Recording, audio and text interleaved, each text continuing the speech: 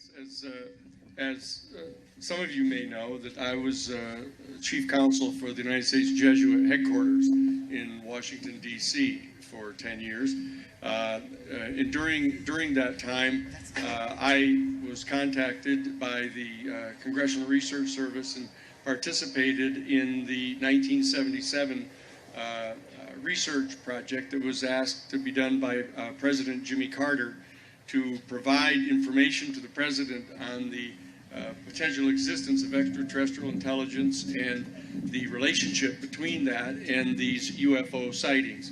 And I participated in that, and that study came to the conclusion that there were at least from 2 to 6, it was a very conservative estimate, from 2 to 6 other highly intelligent, highly technologically developed civilizations in our own galaxy.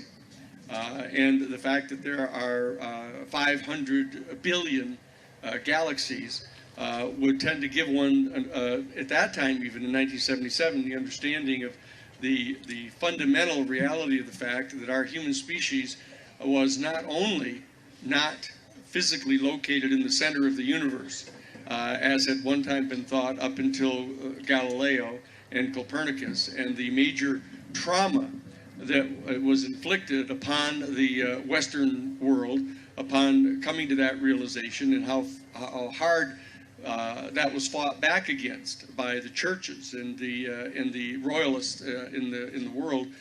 But the fact of the matter is that we've now come to grips with the reality that we're not physically located in the center of the universe, but we have substituted for that this new mythology that we are somehow located at the absolute apex of the pyramid of life.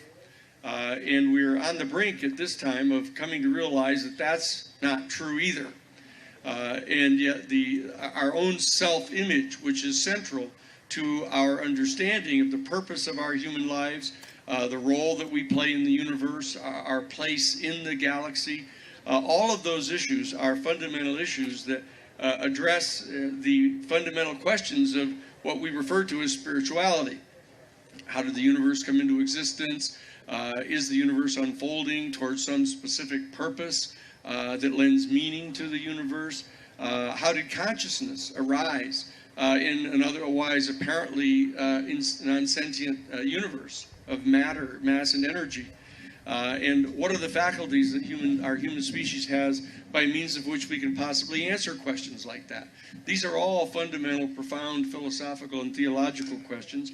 We talked about that some this morning at our gathering. We'll talk about it more throughout the entire weekend, because the coming to grips with these fundamental questions is a call that has been issued now by the Jesuit order in the Catholic Church, the largest order and the largest single denomination in Western civilization, asking us all to come together as private citizens and laypersons to discuss this question as to what we believe the philosophical and theological implications to be of our actually having direct contact with an extraterrestrial civilization.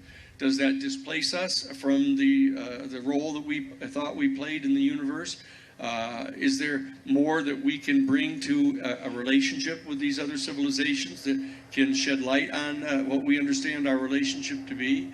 And what do we have to learn from another civilization that may be literally millions of years in advance of us, technologically and intellectually? Might we still be equals of them in the spiritual realm? These are all fundamental questions that we're going to be talking about this weekend, and they begin to set the stage for the dialogue that we need to have as lay people, as people who have special spiritual gifts to bring to this discussion, or extraordinarily important experiences, personal experiences of some of the people that are here this weekend of actually having encountered extraterrestrial beings, to share with us what type of questions came up in their communications with these other beings about these fundamental spiritual questions. So this is a profoundly central question to this entire issue of extraterrestrial intelligence. And we have a panel here today of people that have important opinions about that, and they're here to share them with you this evening at the beginning of our gathering here together this weekend. Thank you, Dan. Thank you, Dan Sheehan. I mean, I think part of it is the fact, and maybe Linda, you can talk about this idea of sentience. I mean, there are beings that are, you know, definitely more evolved on a mental, intellectual, intelligence level. They can see many dimensions at once, but the sense of consciousness, I mean, Grant Cameron, if he's here, talks about this idea of consciousness being the key. And so where does sentience and consciousness fit into this equal exchange that we have when we meet these EBINs, extra-biological entities? So many times people have asked me, how could you go out into pastures by yourself and cut tissue and put it in formalin and get it back to scientists, and why wouldn't you be terrified?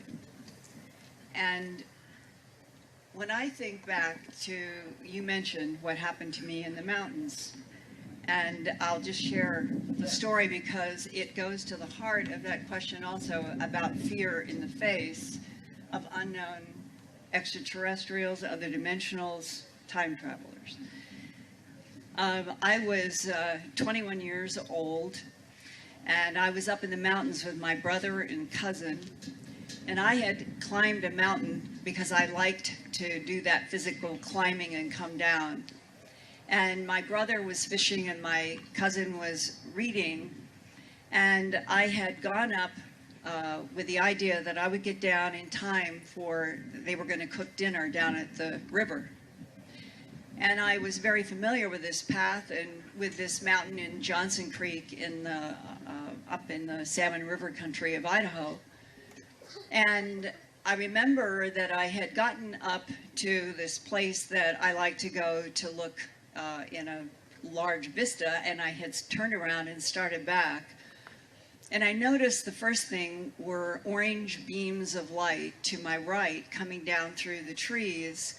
Not exactly like sunlight. It was a very strange change in the atmosphere at that moment.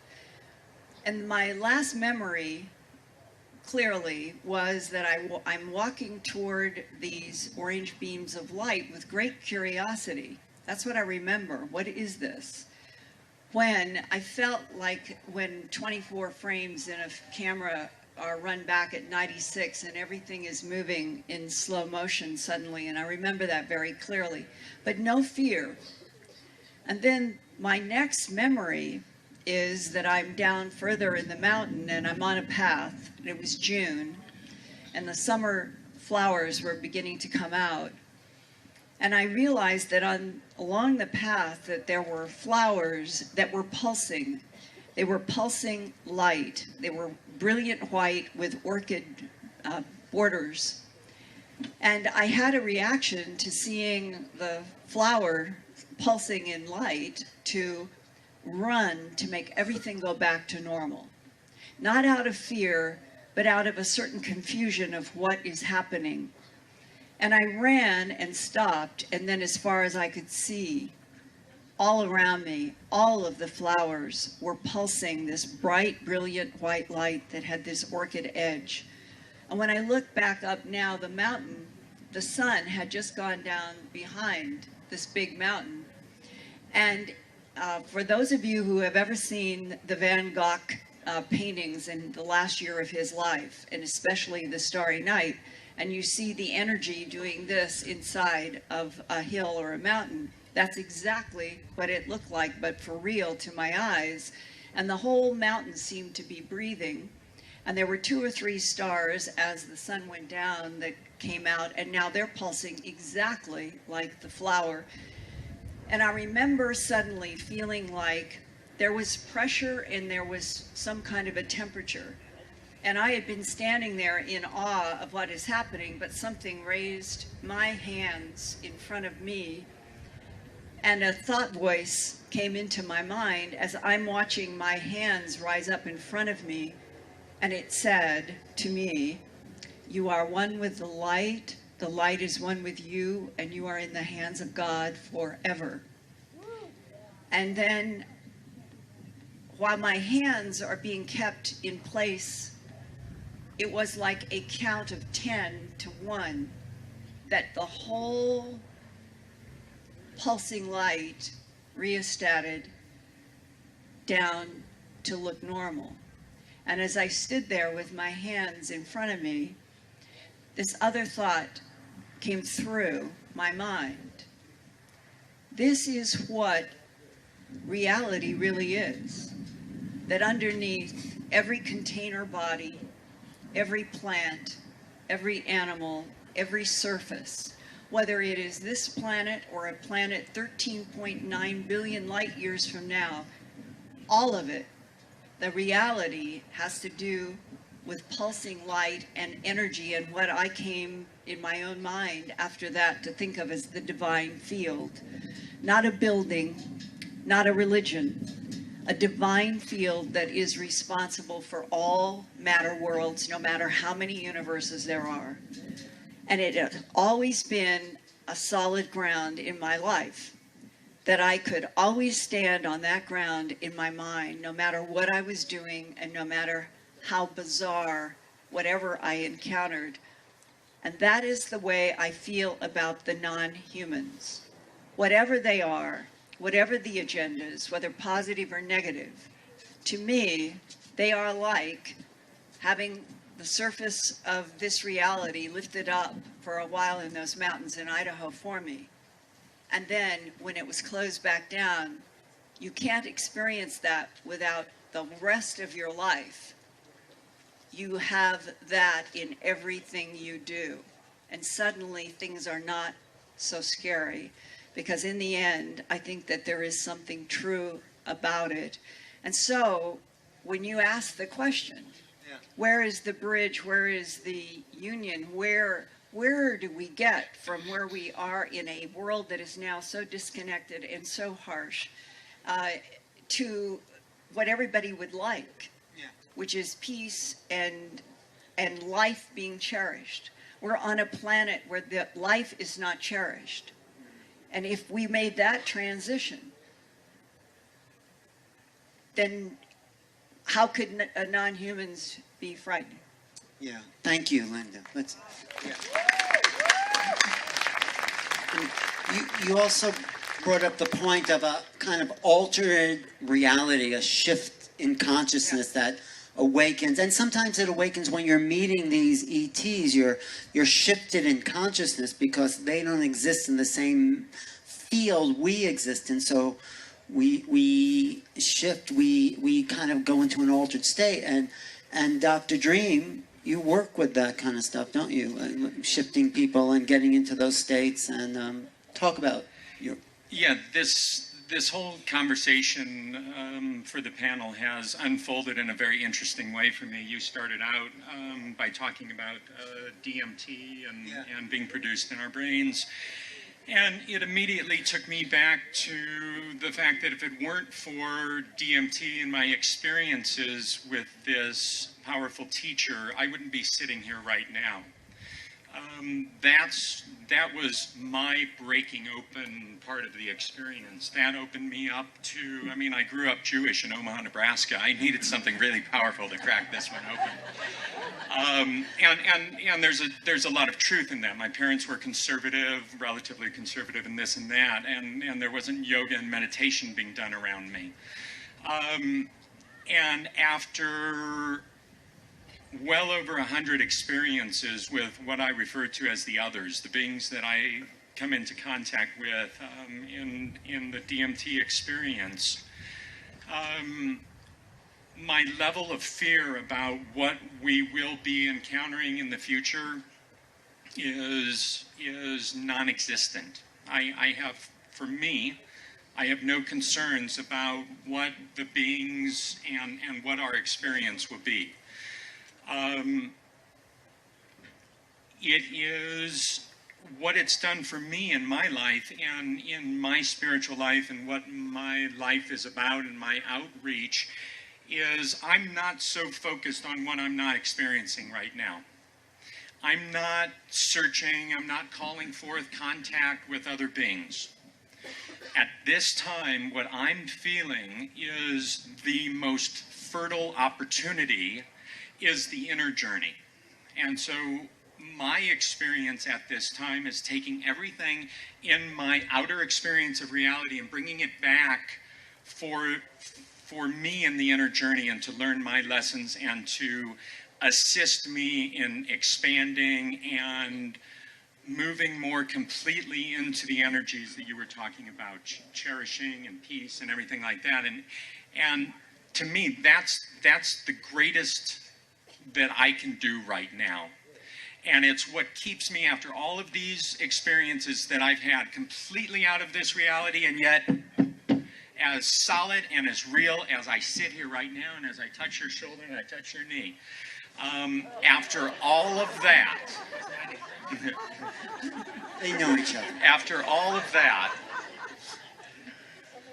it's really about how to stay grounded here. It's about how to expand into who I came here to be.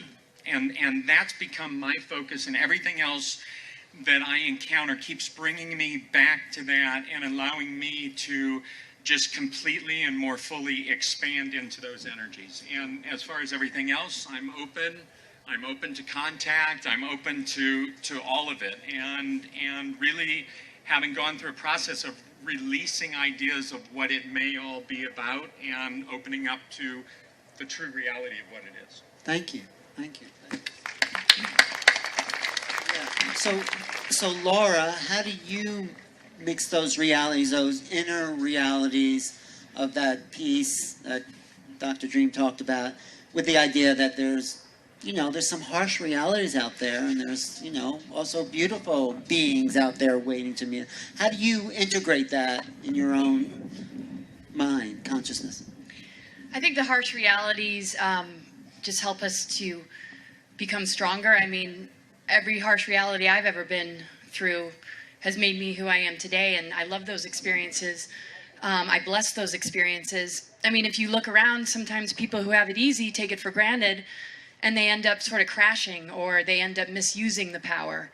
And, coming into the Eisenhower family with maybe expectations that I might move into politics, I decided to go real deep and understand the nature of energy and learn from energy, and really get an idea of like where the energy is on the planet right now. And we're on a planet that's definitely very challenged. And the thing is, when we're born into a control system and we're limited, which we actually weren't when we are in these higher, more advanced civilizations with more DNA activated, we were 12-strand potential and beyond, we have those memories. Well, things changed. That's a long story. Those are my presentations.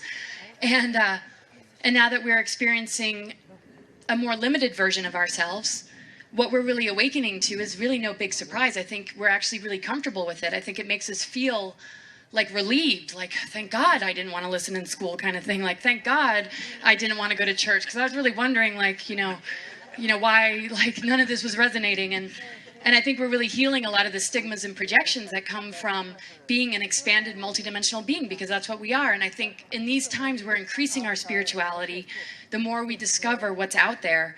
And it certainly does not negate there being a god or goddess or source energy. It's just we're in a multidimensional cosmos. There's like 7 universes or so. And there's a ton of beings. But we're in a free will universe, and it's a little bit different, because the founder races, who were bringing that energy of the intention of source through them to seed life in the time matrix, through free will, some of those entities decided to experiment a little bit with power, and the negative ego ended up emerging from the imbalance of the masculine and feminine as well. And so the harsh reality is us, really needing to look at ourselves. And I came in a very sensitive being with a very big open heart. And so I joke and say it's been a boot camp to learn how to be a real bitch. And I think for those that come in very cold and very closed off, their lessons might be about expansion and being warmer. But I think as individuals, we get exactly what we need. And so the harshness is that we're not going to walk away without gaining something immense and beautiful and enriching and meaningful.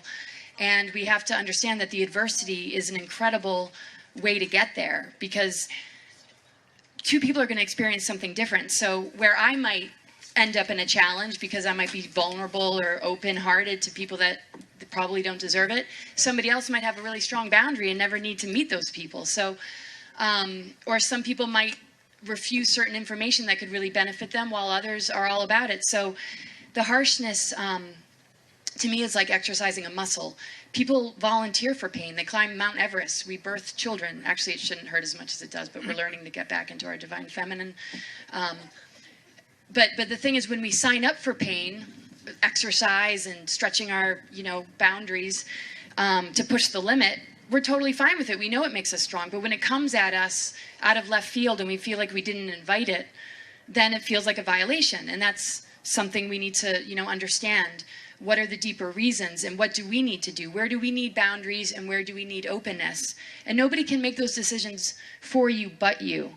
And to me, oneness is diversity and harmony, and we have to learn to respect each other's individual paths, where we are on our path, and just allow ourselves to have an open experience so that when the harsh realities show up, we have somebody to hug, we have a hand to hold, we have the support from each other, and we can share the gifts, the wisdom, and the knowledge, because somebody else might have something that we can gain from, and somebody could really assist us. And so to me right now, we're in a major rehabilitation. We're moving out of a lot of trauma and pain as a human race that we've disguised with attachments that are unhealthy and addictions, and really being plugged into the matrix and avoiding ourselves and letting somebody else run the show. And those days are over. And so harshness is now turning into the diamond body, and it's turning into the rainbow body, and it's turning into what this level of pressure and adversity creates when we're open to the miracles and the blessing of what it truly means. Wow. Thank you. Thank you. Wow, that's great. Bashar says this is your last chance for pain, okay? So we're coming, it doesn't get any denser than this. So get it while you can, because we're moving on. We're moving up. So for James, I know you've already integrated that. You live in a sort of integrated world where the physical realities are the spiritual realities. Can you talk about that? Actually, I don't know anything. I'm just sitting here holding space. Okay, that's good. That's very spiritual. I'm wondering why everybody else is here. What are you guys doing here? But it's always not been about me. It's been about the people, and I kind of see you like the ETs see you. You're the forgotten gods. It's like you all came from the source, and that was your original beginning, and then you dropped down through all the dimensions to get to here. So you've already done all these other things. You've been all these Andromedans and Pleiadians and the Orion Council of Light Beings, and some of you were felines, some of you were lion beings, humanoid lion beings. It's all in our history. And we've all done this, but we think we're a personality in a body, but we're this vast being, the multidimensional being, once we get past the personality in the body. So what happened to me, I had to die to figure this out. I had a couple near-death experiences, and I crossed over and I went through the tunnel, and I ended up in that plane of bliss and met some wonderful beings there. And the door has been open ever since. But it's allowed me to go forward or backward in time, and also I can read other people's books, and I look at people and I see who you are. I see where you've been, and I can see there's so much more to you than you've figured out yet. Some of you have figured it out, but it's I'm all here about awakening people to their own divinity and that multidimensional divinity, and we are these vast multidimensional beings, and we exist on a vibrational continuum. And once you kind of get out of this little meat suit here and start going up the levels, you start realizing that you have friends and family in other realms, and the other amazing civilizations out there that are coming here right now to help us. And I'm all about planetary liberation, and that's what we're in the middle of right now. And we have the ancient Anunnaki, the benevolent ones, are back. They've returned, and they've brought the lion beings with them. And you have a message from the lion beings, right? I actually have a recording of the lion beings if you all wanted to hear it. Yeah. They want to hear it. Let's see if we can cue this up. But Did they do this special for Contact, your lion friends? yeah, what happened was they came over 3 phones at the same time. Somebody was recording a Christmas song, and they came over her phone, and she was a lawyer for the Cherokee Nation and the Hawaiian Nation. We were working with the Shaka movement to kind of get rid of the GMOs and things over in Maui. And another friend of mine, Miles, it came over his phone too at the same time. And I was talking to my sister, and it came over my phone. Well, we got a recording in it. And I want to warn you, this is a 17-foot tall being. He's very deep. His voice is very deep. It's kind of foreboding. It's very benevolent. Get out of fear, drop into your heart, and you'll feel the energy. And it's a language we never heard before. And he also purrs. He starts purring as he's talking through the. And so these are the lion beings. You said lion. They're feline beings, and they like Sekhmet and Narisha in India. They were the protectors of the gods. They've been around forever, and now they're back. Okay. And they're here to protect the forgotten gods, which is you, if you want to attune to them. So, we'll go ahead and play this. Pulaski's favorite Christmas.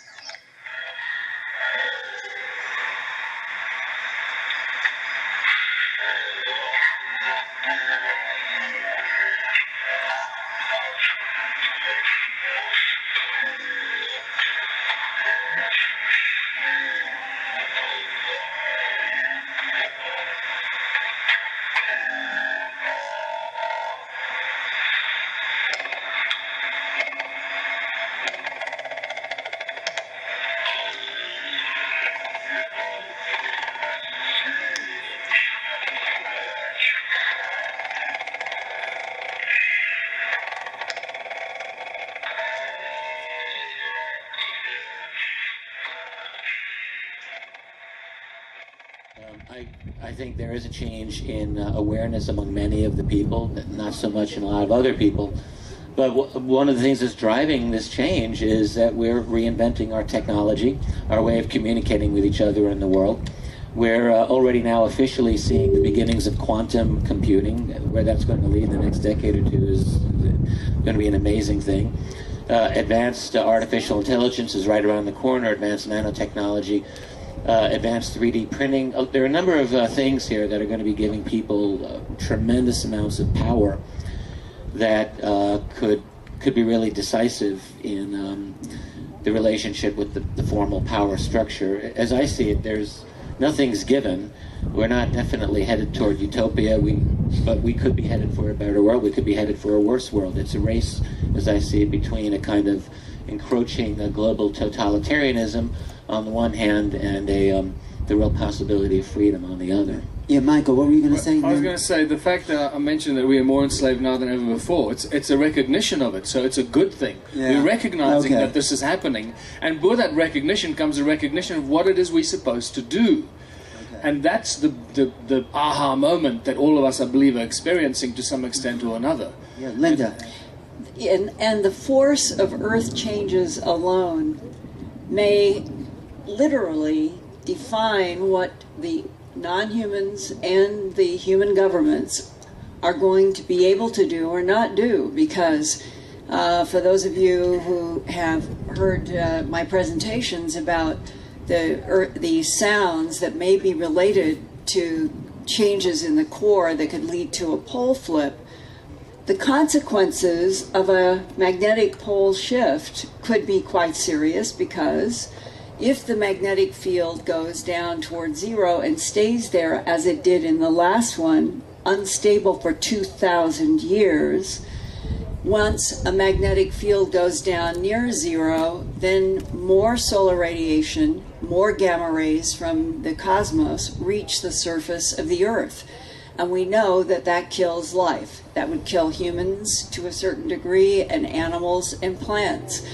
And right now, what is beginning to be discussed in scientific papers is this is the century that for the first time in 786,000 years, the North Pole will end up in the Antarctic if this happens, and the South Pole will end up in the Arctic, and that there will be a period of great instability in the magnetic field of this planet leading up to, that's now.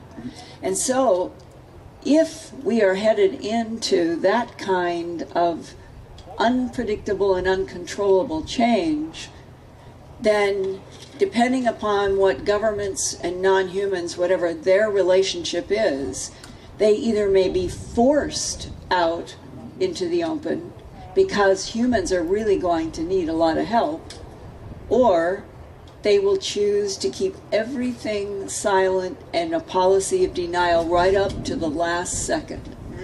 Besides that, I think this vibrational change, this shift, this increased solar radiation might have a positive effect where more people are waking up because of the subtle influences, and there's more in the movie Solar Revolution. They say more DMT is being released in the brain, which is making us more of a visionary culture. So in the right degree of this cosmic radiation action, it could be, and I've seen it, and more people are waking up to a spiritual reality. And it's because our brains are awakening, that's what I feel, to a higher level. Do you think so, Victoria? I believe that we are actually awakening different parts of the brain that we've never used before. I mean, remember, what do we use? What, 4% or something ridiculous? Does anybody know? Right, around approximately that much of the brain. So what's going on with the rest of it, right? So this is what I feel, is I'm seeing every day ordinary individuals out there suddenly knowing before the telephone rings, suddenly knowing before someone comes in the door, suddenly having dreams of what their future is going to be, suddenly realizing, coming to the realization that this reality that we're looking at right now really isn't what we thought it really was. It's like a dream. And when we break through this dream, we'll dream of yet another one. It's almost like another hologram, and it goes on and it goes on. But eventually we do come to the point where we realize and recognize that we're coming from a super intelligence. And we're sitting in this massive sea of love intelligence from which we've come, and as we awaken, we become part of that, and we get to choose what kind of reality we want to live. Yeah. Do you see that, Don? I mean, you're coming from the MUFON angle, but do you see, from your perspective, I'm not saying you should. Actually, I don't come from MUFON. Oh, you don't? I come from the QFOS angle. Oh, QFON, yeah. QFOS. Dr. Hynek, J. Allen Hynek, really one of the guys. But you see, because that's a practical approach, and then there's been mixing in with the more of a consciousness thing. Do you get what we're trying to say here? I mean, certainly we've observed it over the last 3 days here. Yeah. You But got that. we also have seen that people have been walking around texting and talking on their cells 24 hours a day. Well, that's non-local We'll go communication. back home, and I'm afraid that I'm going to again be smacked with reality because people are completely caught up as extensions of their machines. And as a result, I mean, now we're talking about cars that are going to drive themselves. Everything is being taken away from us that we don't even have to process or think about anything any longer.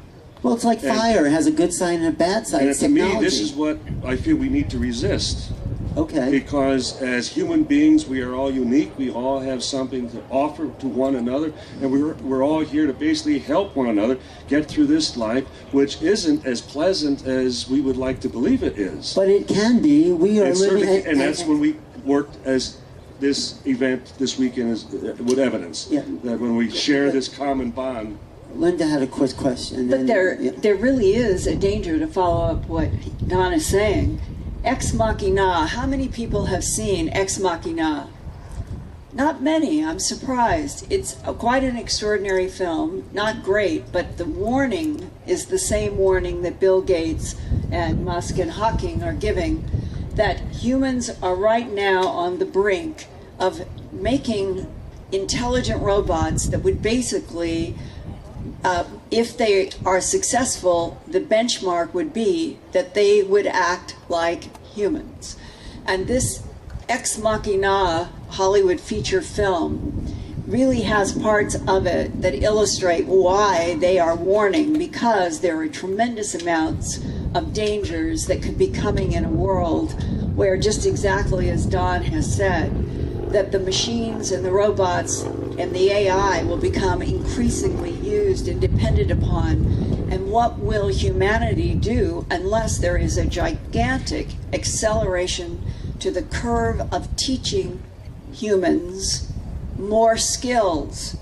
And the disconnect between the AI world and the San Jose world is now so huge in the United States that it is now a huge social and political problem. But we're learning more skills, things like remote viewing, things like sensing. I think these are attributes and human qualities are becoming online for a lot of us. Psychic perception. What were you going to say, Michael? Well, I was going to just add to that, to what Linda was saying, learning more skills. To do that, we need to change the education system, unfortunately, and that comes into the heart of what I talk about and teach those that are interested in what we do, is until we change the education system, which is also created by design, as you know, by the banking families. The current education system is nothing other than creating a future labor force. It's got nothing to do with teaching skills for life.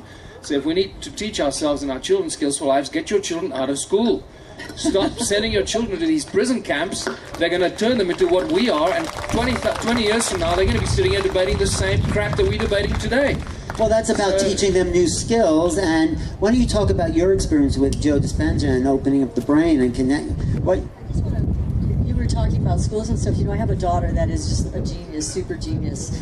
I mean, she was asking, Mom, at about 6 years old, Mom, what would happen if there was no time? And I'm looking down there and I'm like, whoa.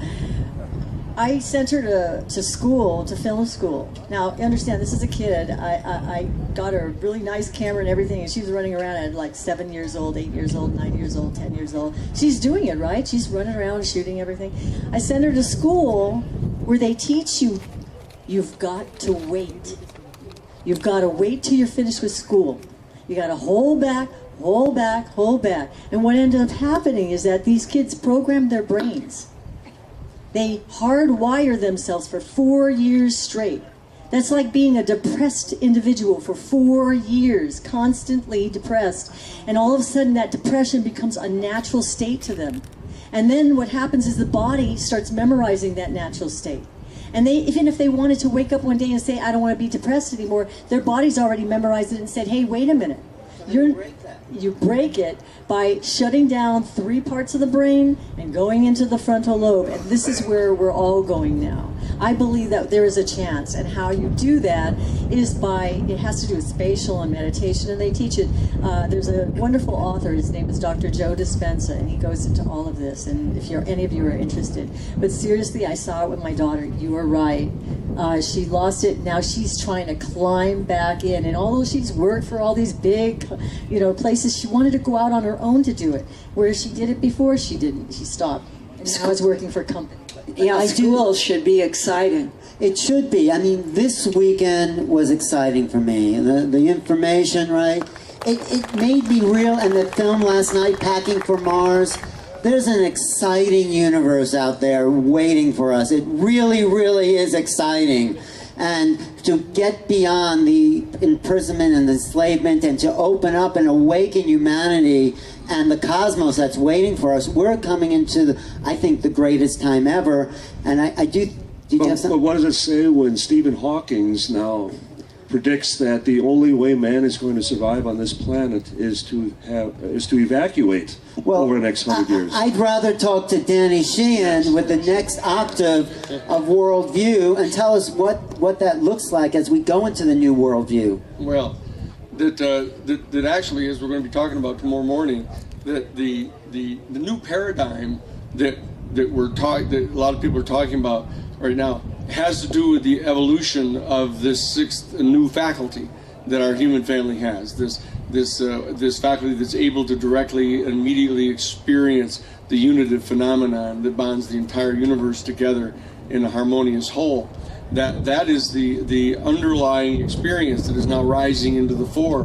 What we need to do is to get in behind that particular process, affirm it, and basically not be ignorant about what the other dynamics are that are going on in the world, but just to atrophy them by staying in the affirmative vision of what it is that we're doing and opening up this new worldview.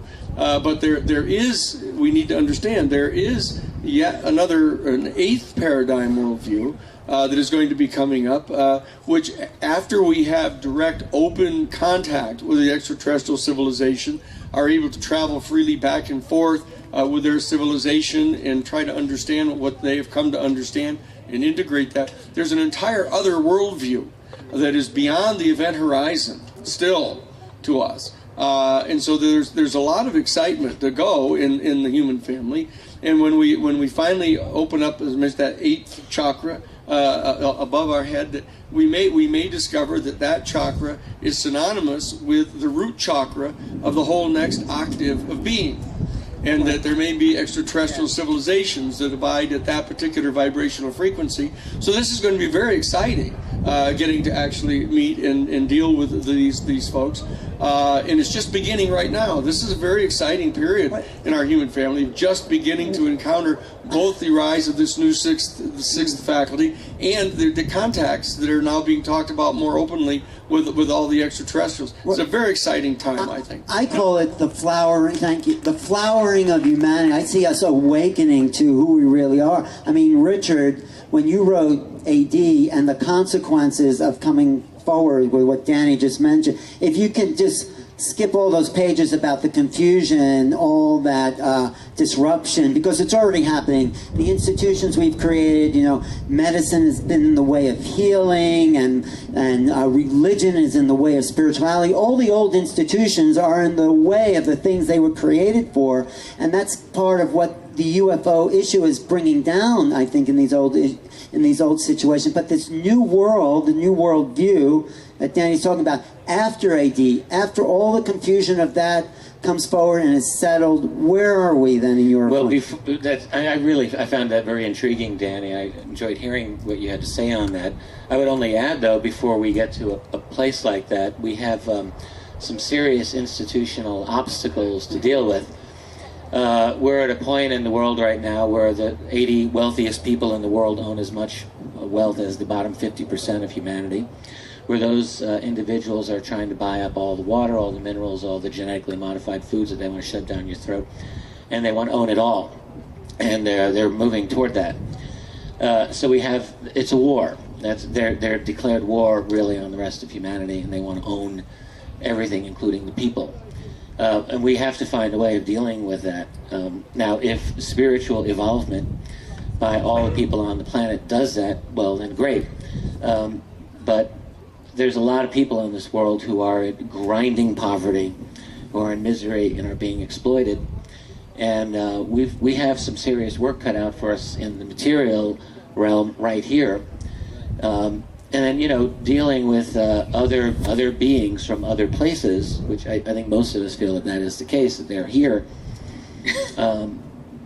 You know, and as Stanton Friedman's pointed out many times, why would they want to deal with us when our main occupation is tribal warfare, and our main economic activity is creating war machines to kill each other? If I'm paraphrasing you more or less accurately, Stan, we have to transform that whole system. Otherwise, I don't really see much of a point in having a relationship with anyone else when we're destroying each other. And you know, I will just say I have one point of being uncomfortable with some. I mean, I'm very, very interested in let us say consciousness studies, but I become a little bit unsettled by it when I feel that there's a movement away from the political. So well, one of the great advantages that I might point out that I have is that that's what I've spent my entire life doing. You know, I mean, I didn't represent the New York Times to get the Pentagon Papers published because I was trying to entertain I get that. people. I mean, what I'm saying is that I'm fully cognizant of all of these challenges, and that's one of the reasons that I feel that at this particular point in our human development, that it's possible for me to come forward to try to share with you the reasons why we should be optimistic, because I don't have any doubt that everybody knows that I know everything in spades that can be said this bad about our human family. Well, I was certainly not accusing you, Dan, of being utopian. No. But I just feel like it's a tendency that we all have to watch for. There's a tendency in our culture to want to see everything as a happy ending, and the fact is, it could go either way. It really doesn't have to be a happy ending. It could be, for it to make it a happy ending, we have to do a lot of work. That's all I'm saying. I personally feel that you can create your own reality. I'm sorry. I just feel that, because I experience it in my own life.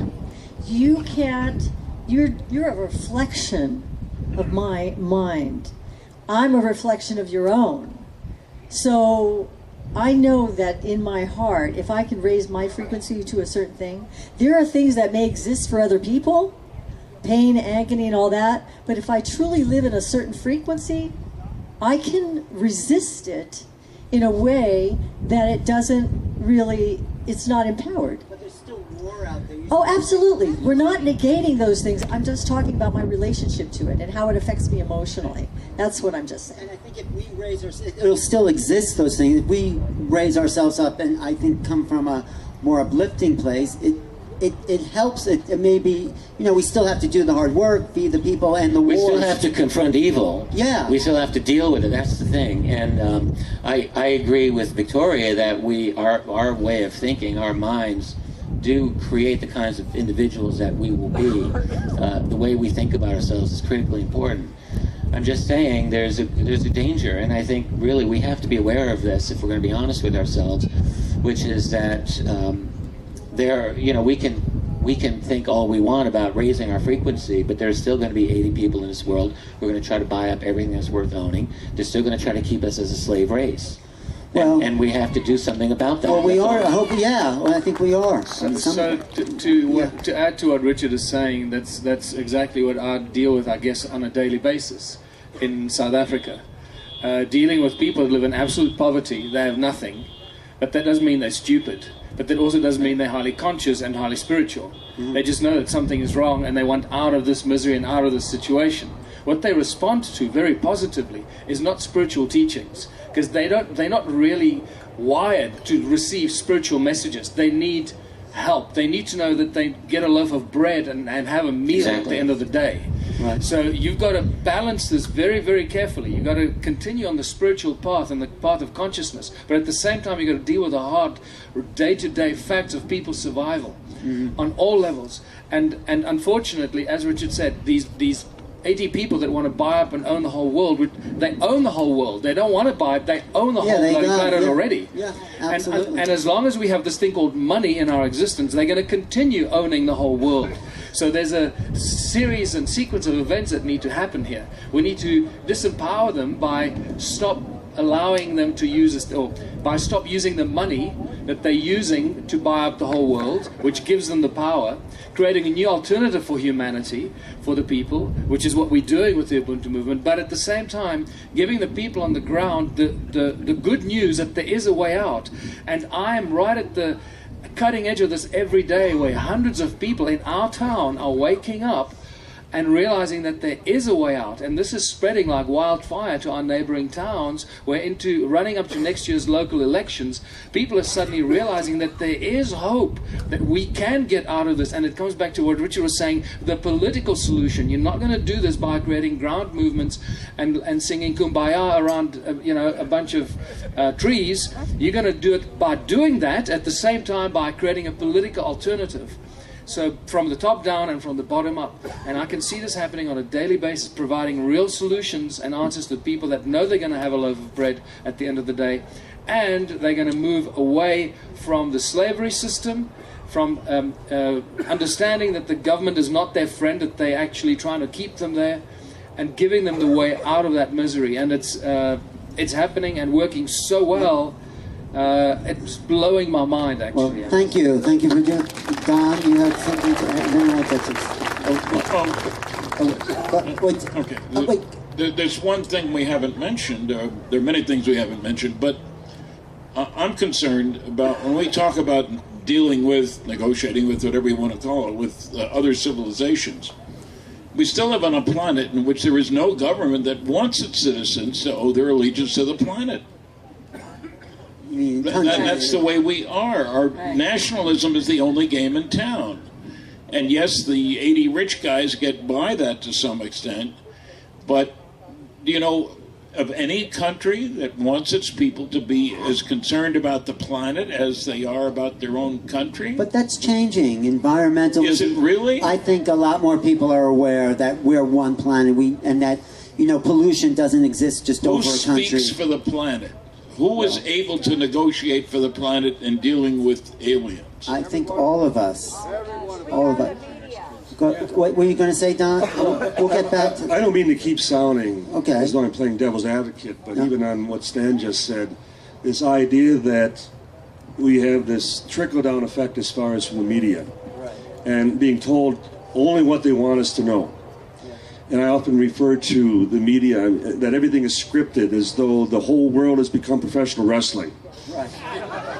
And I think back to when we were on Montel Williams at one time, and all he kept asking pertaining to the UFO situation was, well, how does that put meat on my plate? That he just couldn't think beyond, today. The idea that anything that would expand his horizons, his concept of his own world, let alone the universe, he just could not comprehend. And I'm personally afraid that's still the majority of people in this world. Yeah, but if we're confronted, like a lot of people, with this phenomena up close, I think it changes people's ideas of their relationship to their country and the world. If they have the access to the truth, and that's where, unfortunately, in relying to the media, most people still depend on them for their daily dose of reality. But this is grassroots here. There's what, 2,500 people there this weekend, something like that? It's growing. The grassroots movement is growing. But let me just change gears for one quick second. And, or did you have something to say about that? Because I wanted to talk to you. Stanton Friedman, you've been doing this for how long? 60? Gave my first lecture in 1967. 1967, now 48 years. 40. What? Yeah. So, maybe you'll get next year's Lifetime Achievement Award, right? I've had a couple. What is the passion in you? What is it that kept you going for all these years? And you're still going. You're still as passionate today as when you began, I'm sure, however long ago that was, 67. What is your passion? My passion is because I am influenced by my children to be looking toward the future for them, a better world for my great-grandson, for example. And they just visited, and it's kind of a powerful recognition when you see a 7-year-old, what kind of a world will he grow up in? And I've always been convinced that knowledge is better than ignorance, but that, it's a trite phrase. Have facts in hand before putting mouth in gear. And so I was a high school debater. I learned that you don't mess with the truth. I've debated on Coast to Coast and won. I know that may not be too difficult considering the opponents, but what I'm saying is I find that people are turned on by the truth, but you got to show them. You can't just tell them. And I have been very pleased on certain occasions when somebody in the audience says after my lecture, how about polling this audience? I had shown some Gallup poll data. And I said, well, I don't usually ask my audience to stick their necks out. That's my job. Well, I don't think anybody will mind. Everybody clapped, so we did that. Better than 90% of that audience agreed that some UFOs are extraterrestrial spacecraft. 90%. This is after I gave them a long lecture, of course.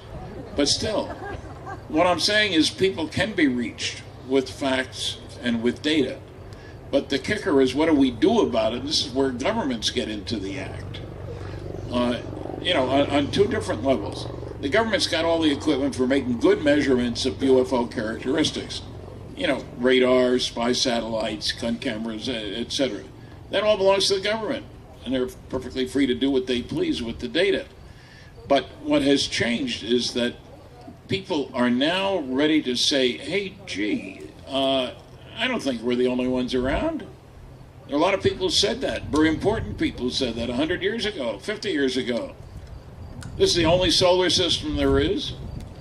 We're the only planet that has actively thinking, building people today. That's it. Aren't we great?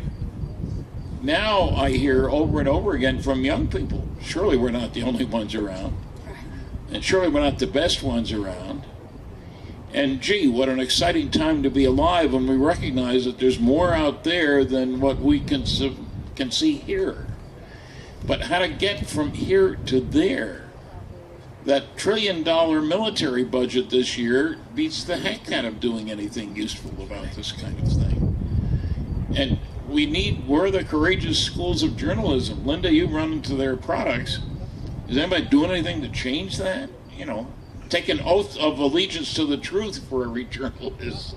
That'll be the day. Yeah. But you know, Stanton, you're an example of being empowered, not being stopped. You keep going. You keep putting it out there, and more people are waking up because you've talked on every university in the country about this. No, really, you've tirelessly been there, giving people the truth. And because of you, I would say some people here, a lot of people have woken up to that truth.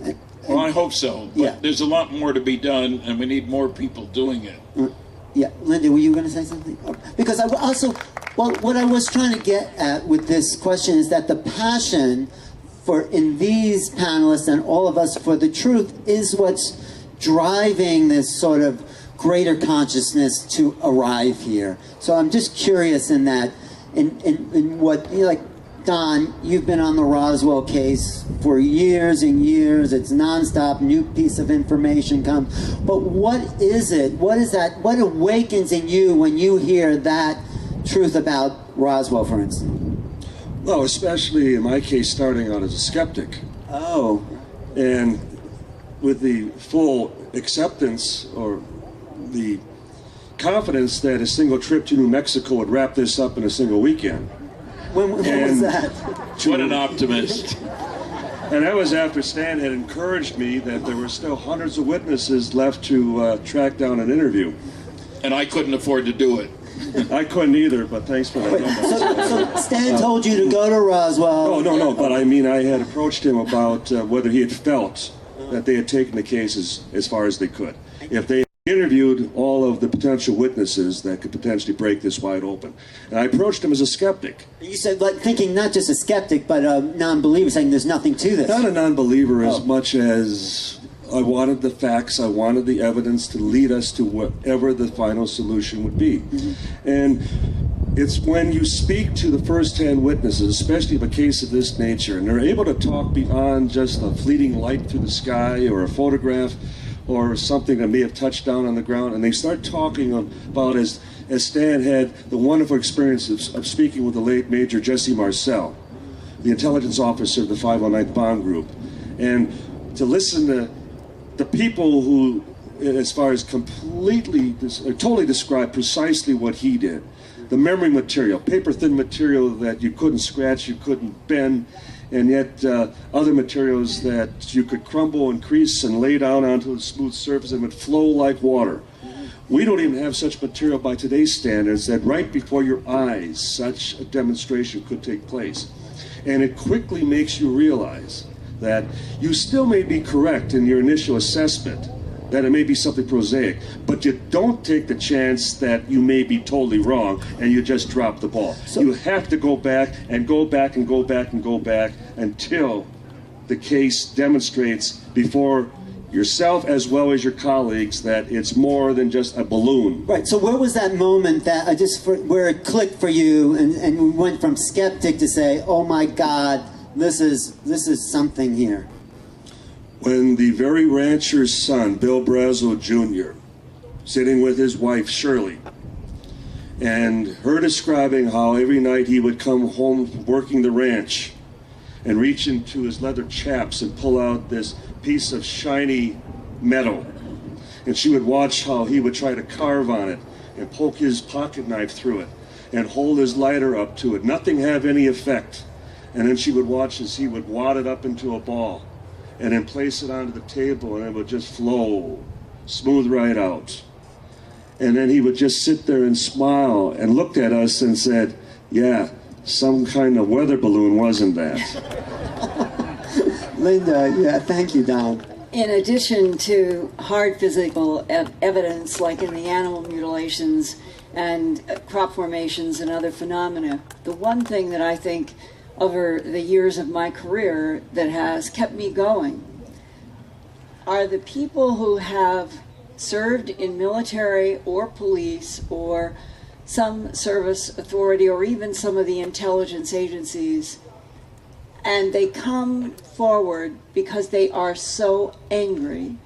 And they are angry because once upon a time when they became a military person and they were fighting or working for their country, and then they end up being involved in an encounter with something that falls into the extraterrestrial category, and then somebody is standing in front of them and telling them, you keep your mouth shut, you never saw this. If you utter a word from now to the day you die, your family will lose pension.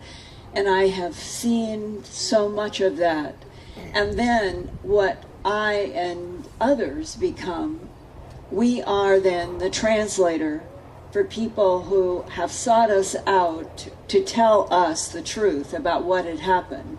And in their anger over being forced by lies and being forced by Alice in Wonderland and 1984 Newspeak that nothing exists that they know, it gets especially, I think, to the heart and the soul of an American. And that we are still at a time when those of us who were raised from the 40s, 50s, 60s, when the United States stood for a government of, by, and for the people, that when you get into the investigations of everything's related to extraterrestrial and technology, it is a completely different government. It is a government of control and lies and policies of denial and black budgets. Yeah. And what you begin to realize is we came out of World War II as the 800-pound gorilla on this planet, and we were looked at with respect. And yet, the irony is, out of that exact same war came all of these corrupting policies of denial and lies about extraterrestrials, because maybe they were super patriotic decisions in the beginning. The world's not ready. But it moved very quickly to, we will get all of this technology, we will shoot down the crap that we can, we will get them into American corporations, we will back engineer this technology, trillions of dollars will be made by corporations, and we will have the weapons of the world instead of, we are not alone, non-humans are interacting with the planet, and out of World War II, this government in England, Australia, New Zealand, and Canada could have been honest with the whole world and pulled the rug out from under the Nazis. I think that's what we're correcting here. Richard. Yeah, I'm really glad Linda brought these points up, because that was really wonderful, Linda. Thank you. You know, my very first book wasn't titled UFOs. It was titled UFOs and the National Security State. I wrote this, it finished it a year before 9/11. And when I look at it, I'm actually proud of the fact that I had that title before 9/11. I feel like I was onto something. The relationship of the UFO phenomenon to the American government in particular was really my theme in that book. And you know, what you find is that the American government's reaction to the UFO problem of the 1940s has really been one of the key things that has damaged this country. It's not the only thing, but it is an important thing that's been very damaging to our political system. And it is one of the key formations of what we call our black budget. Not the only, but an important one. If you recover technology, exotic technology at Roswell and I believe elsewhere, you need, from their point of view, a highly classified and expensive program to fund it. You can't just get that from ordinary tax dollars. You've got to classify that. You have to do an end run around the Constitution, and you're basically destroying your country in order to maintain this secrecy. So in other words, you know, in dealing with the absolute reality of this phenomenon, and there's, by the way, if no one is familiar with this, there's an overwhelming abundance of documentary evidence discussing how military personnel have encountered these things, and they've found them baffling, and they've found them, took them seriously. That's an open and shut case. That's a real thing. We have thousands of pages of documents through the Freedom of Information that prove this. They don't suggest it, they prove it. So that phenomenon is real, and the response to this has been a very corrosive influence on the American Republican system, and really, by extension, on the global political system, because the Americans dominate it. So, really, in ending the secrecy on this topic, whether or not our civilization's ready for it, to me, the most important thing is not even the scientific benefits or the even the consciousness benefits that might accrue or the opening of our culture. The real benefit of ending secrecy is reclaiming, or at least attempting to reclaim, some semblance of a true Republican free system based on liberty of individuals and openness of government. That's what it's about for me. Is that what drives? Yeah, it's a liberation movement to the truth about ETs, is liberate humanity. That is, we are part of a liberation movement. I think people here who know that, what can they do? What do you suggest? I mean, what does anyone suggest? Okay, we know, most everyone here, that something exists, and it's not our little bubble. We're not going to take this bubble with us out into...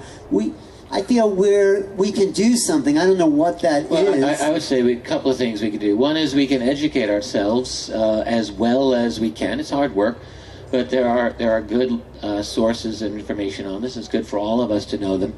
We're in a point in our culture now where things like YouTube affect millions and millions of people. So there's a lot of great ways for people to learn about this. And the other thing we can do, in addition to being knowledgeable, is to be brave in our personal lives. And you know, once we leave this area here, you go out and you do everything that you can bravely. Don't worry about it. If people don't accept you, so what? Most people don't understand their own situation in life or themselves, much less you. So really, if they're negative about you, just take it in stride. I think what we have to do is be brave and go out there and with knowledge help spread the word. Or even just personal contact. I mean, how many people have had some sort of contact experience here? And are you... Audiences can become black. I know, but are you willing to share that in a way that maybe people will believe you're not? She's shaking her head. Yeah, I think she already has. Great. So, you know what? But keep doing it.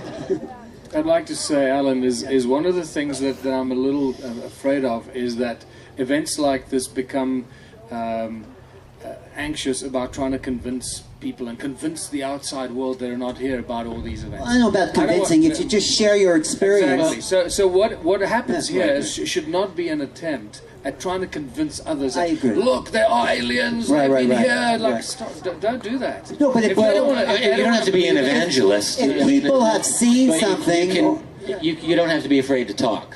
If people had an experience, then I think so. Let me complete my statement. Yeah, we should avoid trying to desperately to convince others, but go out there and tell your truth. Tell what you know and let the people decide whether they think you're a crank or whether you're a really smart guy who's seen something and wants to share the truth and the information with the world. This knowledge and information, as some of the panelists here have mentioned, between 60 and 90% of the population believe that we're not alone. So you don't have to convince anybody. It's just larger numbers of people need to get together and share their information and let these kind of gatherings become the main stream and not the fringe. And the more we do this, the more this is going to become the mainstream and no longer the fringe. In fact, I believe it is already the mainstream. Right. The only thing that we don't perceive it to be the mainstream is because it's not in the mainstream media. But if you actually look at who's really watching the mainstream media, are the porridge eaters, as Louise likes to call them, who are the people that need to be informed and woken up. And it is then our duty to go and do that job. Exactly. But do it gently. Yes. Don't scare them. No.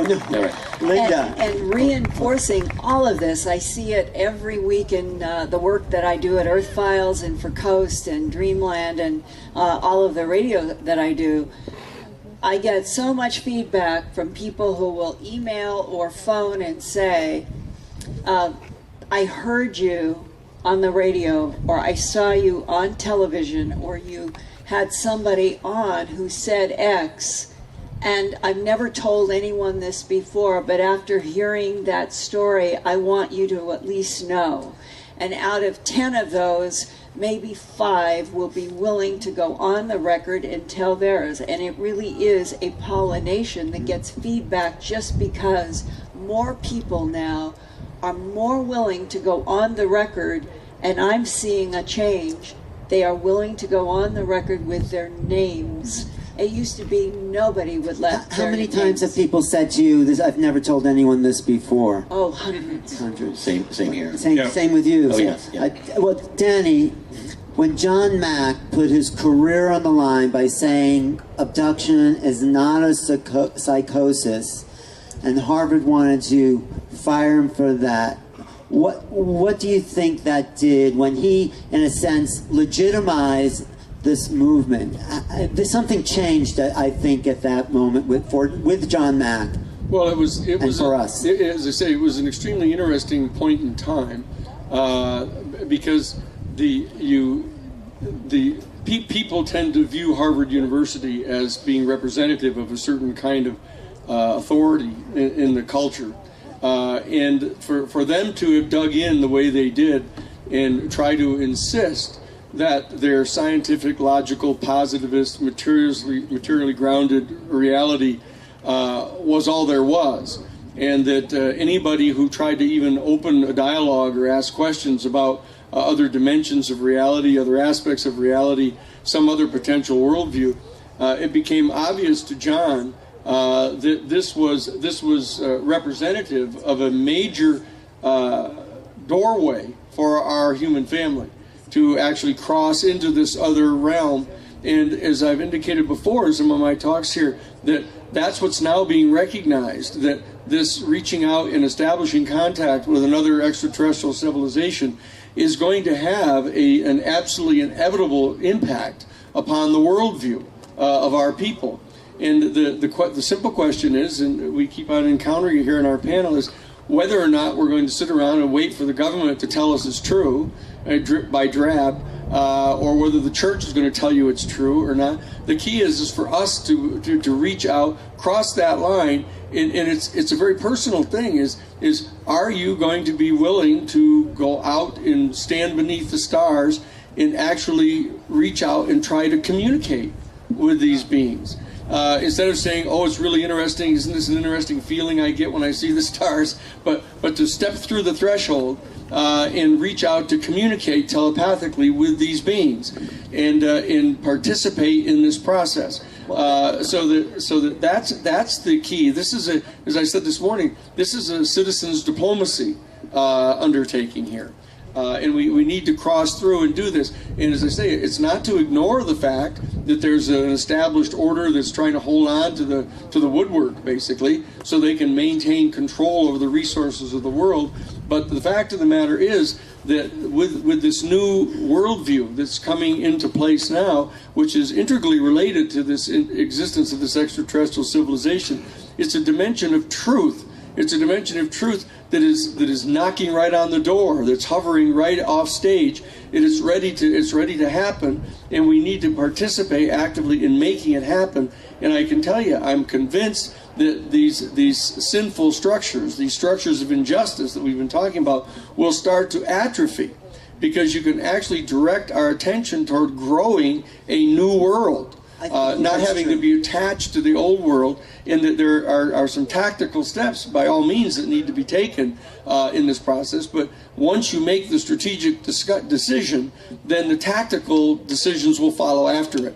And that's what we have to do, I believe. No, I agree, and I think we're so, thank you, Dan, and I think this question of this passionate movement is that, in a sense, we're so into this that we maybe have perhaps forgotten that the ET recognition that we're connected to something bigger is the momentous point in human history. I mean, and that changes everything. It's a total game changer. Richard, you've talked, yes. And I think because we're so used to this, that the idea that this is real, we forget perhaps how big a game changer that is. I felt for a while we're at an interesting interim moment in our history of our species, our civilization.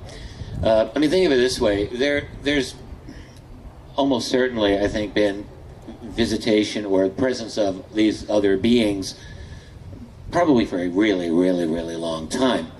And for most of that time, I'm guessing that they've had a much easier go at it. If someone 500 years ago in any part of the world were to see what we would consider a UFO or another being, what would they really be able to do about it? Not a whole lot. It might be something to go into an oral history tradition, or might get written down in a chronicle. But in the last century, look what human civilization's been able to do. We've taken to the air, we've developed radio and television and rocketry and some serious weapons and electronic means of detection, and now we're into advanced computing and quantum computing. I mean, we're just going up on an literally an exponential level. And so what that means is that the, let's call it the advanced guard of our civilization in terms of technology, I'm talking about the military-industrial complex, they've become aware that there's this definite presence. That's not a question for them. And what they're trying to do, this is why we're at an interim, they're trying to hold that knowledge back from the rest of the world. Right, only for so long. But, right, only for so long, because the rest of the world is, I mean, fast becoming quite aware that, oh, indeed, there's this other presence as well. So I think at some point, this is just going to end. And it's just going to be, everyone's going to become aware of this. And I think, you know, you just have to dig a little bit on the internet. Anyone who doesn't believe this, just tell them to look up UFOs. But everything's happened so fast in the last really 20 years. And the internet and where will we be in another 20? Right, so we are connected as a global mind, a global community, but this idea of finally this truth coming forward, in your books, you talk about how it then totally rearranges the human psyche, in a sense. And our interaction with this phenomenon, you know, Jacques Vallée wrote about this many years ago. I certainly wasn't the first person, but excuse me, our interaction with this phenomenon has had a tremendous transformation of our society, and is continuing to work us in ways that I think only in the distant future we'll be able to look back and say, ah, yes, this is how it's happened. But our interaction with them not only has affected our popular culture, but has affected our scientific culture in terms of classified technologies, and has affected the relationship of us to government, government to us. And it's been very, very transformative in positive and in dark ways as well. Not necessarily from them, but in terms of our reaction. But we're not done. The whole process isn't done yet. And so we've got more transformations to take place. But this has been a very important part. Yeah. And other historians and other analysts, at some point, they need to start looking at this and seeing how what we call the UFO phenomenon has really seriously affected human civilization. Definitely. Danny, what were you going to say about that? No, I'm fine. Don's Don, go ahead. I still remain more pessimistic. Oh, come on, Don. We're amongst us friends here, but just think, and I made the point yesterday, this week we all go back to our regular jobs and our regular communities and everything, and how many of us are going to be able to say where we spent this past weekend? That's wonderful, that's great, but I think back to like even when Dennis Kucinich talked about his UFO experience. Yeah. And automatically he became the UFO candidate, and that was the end of any chance that he had as far as becoming the candidate for the Democratic Party. He wasn't as forthright as he needed to be. It's easy to Monday morning quarterback Mr. Kucinich, and I admire him. But Why vote anyway? It's all rigged. It's why vote anyway. He backed down. But if I just might finish, I mean, the ridicule factor is still very much alive. The government has done a tremendous job indoctrinating and dismissing this subject as far as the public over these past 70 years for a reason. And it's one of the reasons that they are now up to 4 explanations concerning Roswell. Right, but let's talk to Stanton, who's seen, I think, a little bit of change in the history of this movement. Haven't you, Stanton? Please say yes. Not a hell of a lot. No? I think one thing I find is that people are more ready to admit that they've seen a UFO than they would have been years ago. But there hasn't been a really major change, again because of the media, in helping the public understand what's going on. Look, I've only had 11 hecklers and over 700 lectures, and I come on very strong. And 2 of them were drunk. better. And you get that many people giving you a hard time about sports, religion, politics, or anything. So we're at a point where people are ready to accept the truth, but they live in a world in which they think nobody else is ready to accept the truth. Well, but there's more of us now, right? Well, I'm not sure. Putting action to thought is the big problem, I think. How many teachers will teach a seminar on UFOs? How many professors? There have been more than a dozen PhD theses. How many professors are willing to sponsor one? Or even to look at the ones that exist? There is strong resistance on the part of the ancient academics and fossilized physicists to this whole question. Naysaying newsmen, too, will throw in them. I like alliteration. So I personally never worry about it because I can handle anything that's been tossed at me. I wasn't sure of that at the beginning, but I am now. But we need to go farther to get the people who are influencing all the other people to do their homework and not let them get away with making... Look, when the Astronomer Royal of England said a couple years back, only kooks see UFOs, I saw no rebuttal of that, except in something that I wrote. It's a dumb viewpoint. It has no basis in fact. But nobody corrected it. But there's been a movement of ridicule that's been paid by the Air Force, and but this is why it's a grassroots movement that's happening with a weekend like this, and why it keeps growing. That's what I see. Well, I hope it keeps growing, and I don't know what it will accomplish, but I'm an optimist still, or I wouldn't be doing what I'm doing. Okay. Well, how many, just the people on this panel and many others out there that are often speakers at events like this, how many invitations do you get per annum today as opposed to 5 or 10 years ago? You're getting more, right? A lot more. A lot more.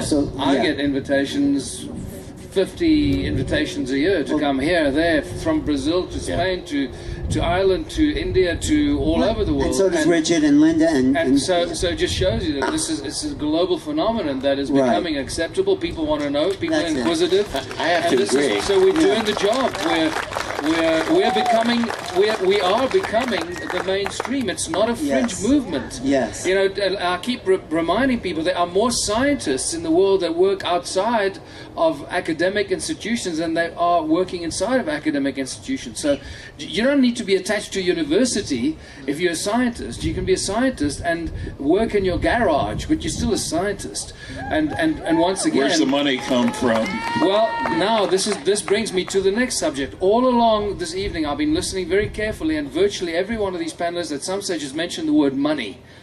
Okay, and it's somehow an obstacle to the progress. There's the black budget and this money, and Stanton didn't have money to go to Roswell and all this, and so you start to realize what's even behind this thing. It's always, until we recognize what is going on this planet, who is really pulling the strings, who is controlling the governments, that are then controlling the flow of information, that are controlling the media, the mainstream media. And until we recognize that and deal with that issue, we're going to be debating this for the next 20 years until something else happens, or for the next 100 years.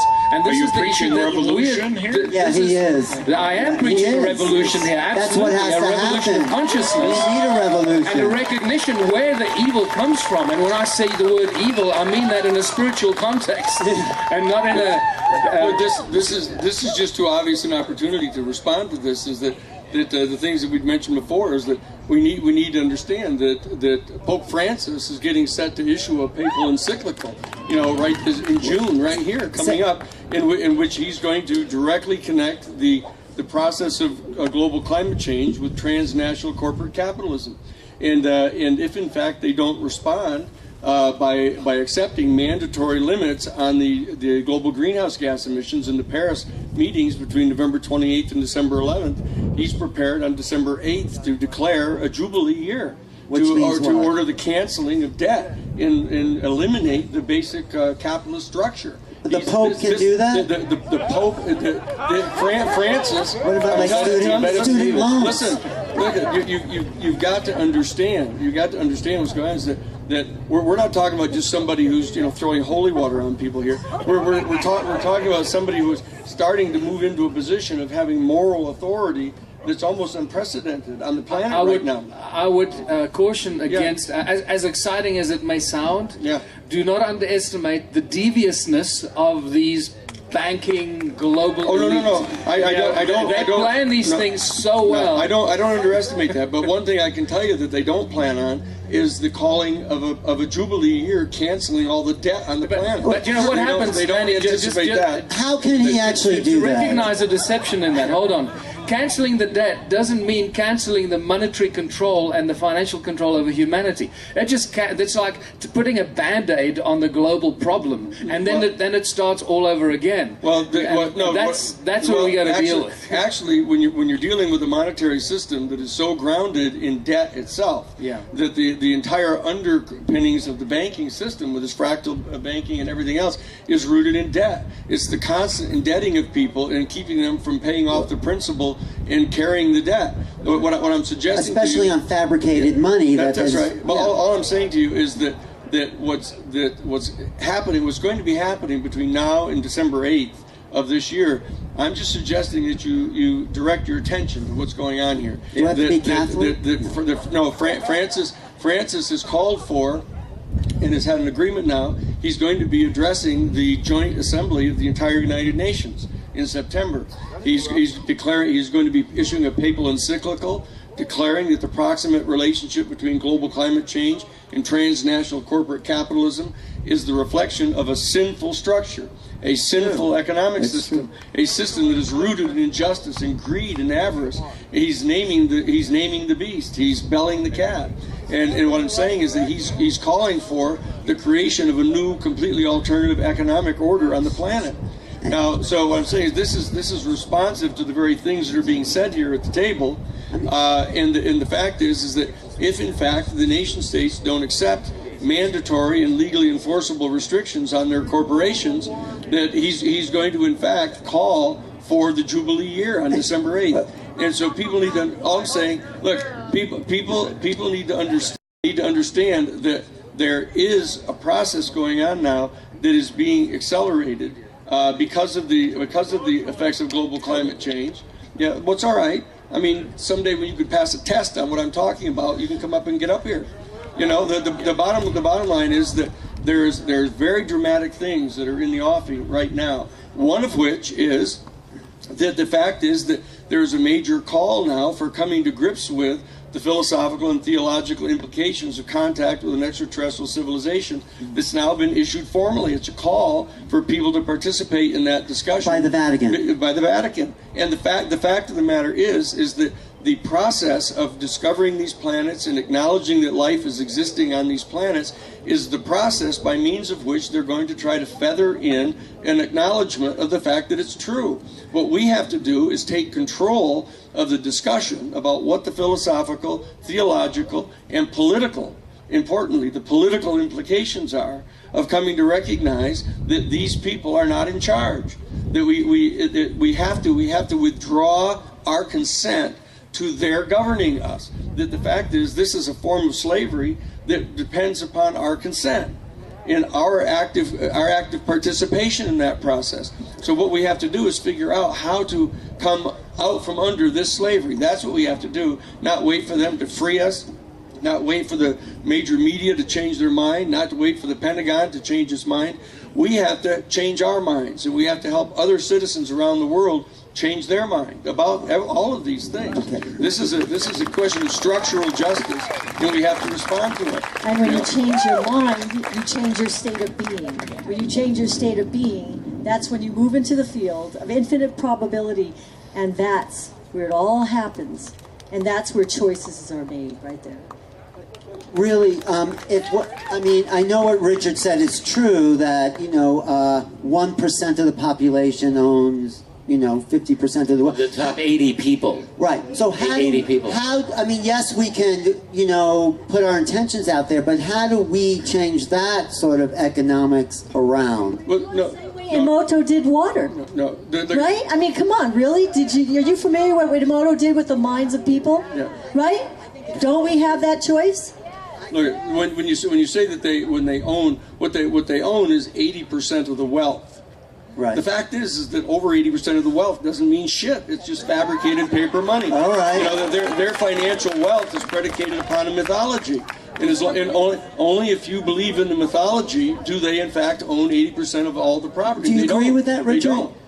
They don't. No, I do agree with it. I mean, you know, they got it on this kind of mythically created system of fractional reserve banking, which I think many of us are familiar with, and Michael talks about a lot. And but that money that they have that has allowed them to control land. It's allowed them to control physical wealth in terms of resources that are important to all of us. So I'm just saying it's an important thing to deal with. And let me say, for example, when they say that the bank owns your house because you have a mortgage that you owe to them, you've already paid the bank twice as much as your house was worth. And you still owe the principal because it's all a you've been system of thievery. I think we can all agree. Still take your house away. All I'm saying is that you don't have to say they own my house. I own my house. Fuck you, trying to come and take my house. Well, Dan, I mean, what you said, that sounds great, but say that to the bank and deal with the police coming to your door. But the point is, they can't send police to everybody's door. This is. I was in this situation. All should stop paying.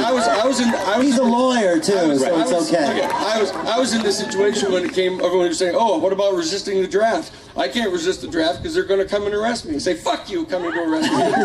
Come and arrest everybody. Everybody mass movement is essential. Everybody refuses to go to the draft, and they don't know what to do.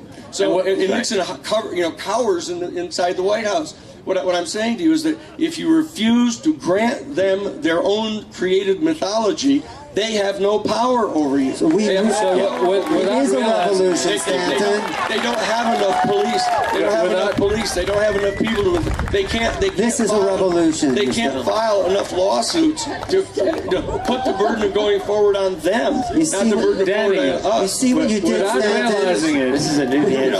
So we do have a choice. I spend my whole life doing this. I mean, I represent people who do this. Michael, without realizing it, Danny has just put his foot and his heart right into the heart of the Ubuntu movement. Okay. And this is what we do. Exactly that. This is why it is growing like wildfire. We have members in more than 215 countries around the world. I cannot control it. It is this kind of knowledge and information that we share with the people in South Africa and other countries, and starting with the banking. Because it is with understanding and explaining to people the simple crimes that are committed by the banking families against each and every one of us. Right. And you're quite right. You can say, fuck you, this is my house. But unfortunately, they still have the men with guns that they can send to your house. They can't send it to everybody's house. That's right. But it's part of the process of educating and informing people about this knowledge and information. It makes them lose their fear. It gives them a sense of understanding what's going on. That's self-empowerment. Yeah.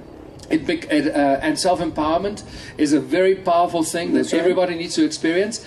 And with that understanding, then people know what we can do about this situation, how to get out of it. And this is where we bring in the political front becomes a very critical and important alternative. That's absolutely right. To anything else out there. That's right. And there needs to be a political movement. There's no doubt about it. And what it's just like is it's like having one man with one bullet in his gun hold 100 people hostage. And everybody's sitting there going, "Oh shit, I don't want him to shoot me." And all you have to do is say, "Well, you can't shoot all of us." And what you do is you just take him down. But the fact is, you have to be willing to put yourself on the line. You have to be willing to do it, and that's why they have lawyers to defend people like that. Right, well, thank you, Danny. I have an observation.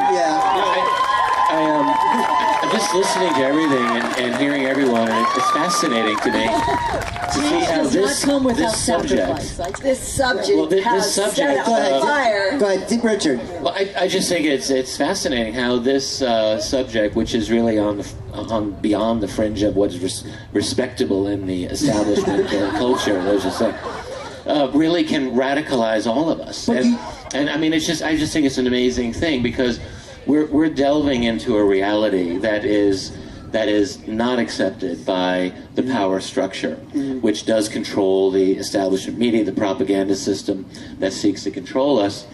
And I really think it's true. Like, the longer we are in this this mindset, and we can't help but come. And when I say radicalized, radical, I think, is derived from the Latin. It means to get to the root of. To be a true radical, you're getting to the root of. That's really, I think, what we're doing, and it has put us in. Without even, I don't even think we're trying, but we're in undeniable opposition to the established system. But do you think this is what the ETs could be waiting for us to get ourselves together, to take back our power? That's exactly what they are waiting for. Yeah, for us They're to waiting have... for this movement of this explosion of consciousness, because you can't interact with an unconscious group of... And they're not going to do it for us. beings. They're not going to say, hey, we're here to help you out of the mess you created. We got to do... You're going to be our lawyer for the movement, Danny. Well, I think that's exactly right. I mean, think about what could they have done like 100 years ago? Would they announce themselves? What would that have done to human civilization? But it could have been a really traumatic thing, and you have to get to a point where people are ready for this type of a situation. So it really could be that we needed several generations for our own development. So what kind of, seriously, what kind of social movement do you think it, what's that? The Warriors of Light out there. But yeah, I mean, you're talking about organizing a social movement in a way Martin Luther King organized the black movement. You know, so how would that look? Well, what the advantage is, that all you have to do is stop cooperating. You know, it's not a matter of you having to tear down mountains, or you just stop cooperating. Don't cooperate with them. You know, and I can tell you, when you start to see certain groups that are in positions of traditional authority moving forward and calling upon people to do this, if in fact you see happen, what I'm suggesting to you is in the process of happening here. If you in this month we're right here just this month in June, it could happen as early as June 5th, because that's Global Environmental Day. And if Francis decides to issue the encyclical on June 5th, it'll be right when we all basically come home to go back to our drudge jobs, right? I mean, the Pope is going to incite a revolution. He's going to issue the encyclical, read the encyclical, and when he says that this is an inherently sinful economic system that is rooted in greed and avarice and deception, and it has to be done away with, because this is threatening the entire global life of our planet. Yeah. And so we've got to do this. And people are going to say, holy shit, what does that mean? You know, what does that mean? But to add to that, Danny, then the big question here is, what do we do from that point forward? And so you need a plan. That's right. And this is where we come in with Ubuntu. We have a plan that seems to be very simple, that seems to be touching the hearts of people, and this is why it resonates. And somebody here earlier said truth resonates, and that's exactly what this comes down to. So when you start sharing the truth about all this stuff with people, they not only see a way out of their desperate misery on a daily basis, and as I said earlier, I see it on a daily basis with people that live on the streets, people that live in shacks that can't afford a loaf of bread every day, and suddenly they see a way out. You can see the light in their eyes when they realize and they recognize where the real problem is. It lies in the money supply and the control of the banking elite of this entire planet. The moment we shut that down and find a new alternative, there is a way forward, and we have to have a plan, and we have a plan. Well, the simple way forward, what we've been sharing with the people, just a simple step forward, and this might not everybody might understand this, but with immediate effect, to stop the privately owned banks and replace them with what we call a people's bank. Is such a revolutionary, unimaginable shift and an immediate change in providing a lifeline for every living, breathing human being. It is, and it's so simple. It is such a simple thing to do. And this is what we do. They did it at Mondragon. That whole thing, they just withdrew from both France and Spain because they were opposed to their fascist governments in Spain and France. So they just withdrew and they set up their entire own economy. And it can be done. I'm just telling you. The important thing is that when you have so many people, when you have 1.5 billion people in Western civilization that are all part of the Catholic Church. And this guy, not just any old pope, it's not like Ratzinger that nobody liked anyway. But I mean, but to have a person that's as popular as Francis is and is doing the things that he's doing, to come forward and communicate, when he calls for asking to be able to address the jointly assembled Congress of the United States for the first time in history, and he's going to be talking to Congress in September. He's going to be talking to the United Nations, and he's holding this Damocles over their head that if you do not, in fact, agree to legally enforceable restrictions on your corporations with this issue of issuing forth global greenhouse gas emissions, the fact of the matter is I'm going to declare the Jubilee. I'm going to cancel these debts. I'm going to tell everybody they don't have to pay their debts. And they're going to say, gee, I wonder what people are going to do in response to that. Linda, They're going to do something. Is there a history, is there a precedent where the Pope has called for a jubilee to eliminate debt? No, it's a Hebrew tradition. It's an ancient Hebrew tradition out of the Bible that they were opposed to usury. It was a sin.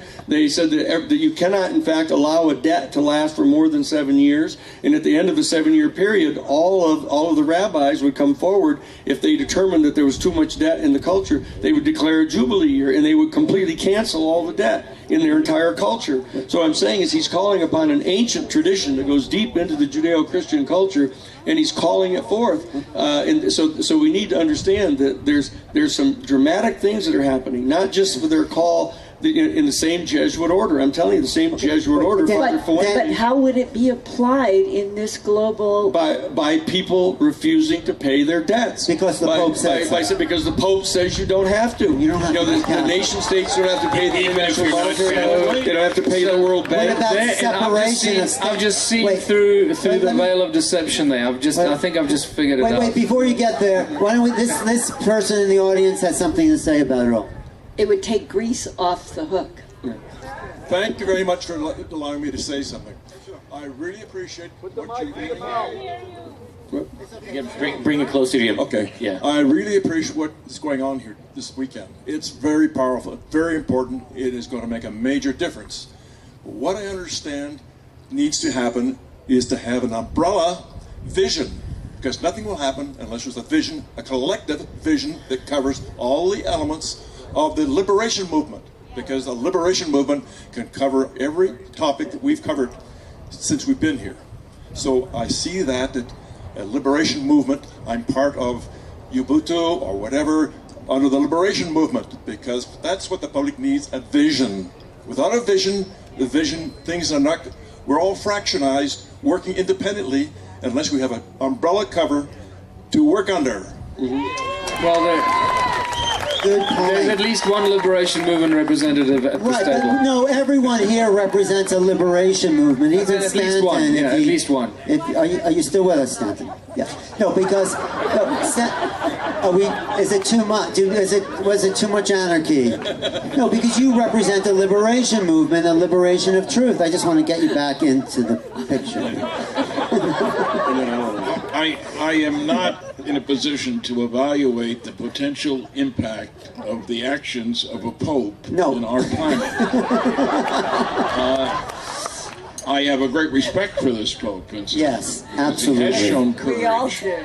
But I think what this person said, as far as each of us, representing an aspect of a truth movement is something that we need to confer and come together about. Yes, Don. I truly think Danny may be onto something, and I can say that as a Roman Catholic. Okay. So, in the summer of 1947, immediately after Roswell, the Vatican put out a statement which read, "It is the position of the Church the universe is most likely teeming with other creations." Within the last few years, it reiterated that position. When Pope Francis himself was asked, what would the Church be inclined to do upon the arrival of an intelligence from off the planet? And the response was, we would baptize them. I don't know if for that's all a of good our idea. hopes, all of our concerns that the United States government is ever going to disclose something that it has worked harder on one topic than anything else its entire history to cover up. maybe we should be approaching the church. But you know, the church has it's a good and bad approach. You know, I don't think the aliens But want to be baptized. We would be talking about 1.5 billion people. Let me address the issue of baptism. And aliens. Okay.